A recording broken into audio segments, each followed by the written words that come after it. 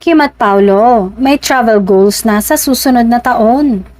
Tila hindi pa tapos ang kilig ng Kimpaw ngayong taon dahil may bagong plano na naman sila para sa 2026. Isang travel goal na siguradong aabangan ng kanilang mga fans. Ayon sa mga taong malalapit sa dalawa, pinag-uusapan na raw ni Kim at Paolo ang posibilidad ng isang bakasyon sa ibang bansa bilang reward sa kanilang sarili matapos ang sunod-sunod na projects at hectic schedule.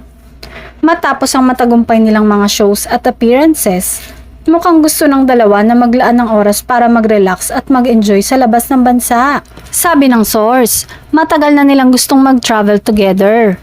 Gusto ni Kim ng somewhere romantic and historical tulad ng Europe.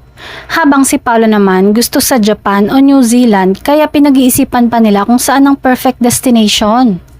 Matatanda ang nag-viral ang kanilang Vancouver adventure kamakailan, kung saan kitang-kita ang natural na chemistry at saya ng dalawa. Dahil dito, mas lalo pang naging excited ang mga Kimpaw fans sa posibilidad na muling masaksihan ang kanilang bonding moment sa panibagong trip.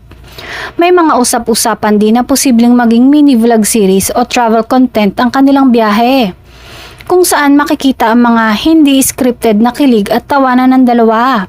Kung tuloy nga ito, siguradong magiging talk of the town na naman ang Kimpaw at marahil ay isa na namang patunay ng kanilang undeniable connection on and off cam.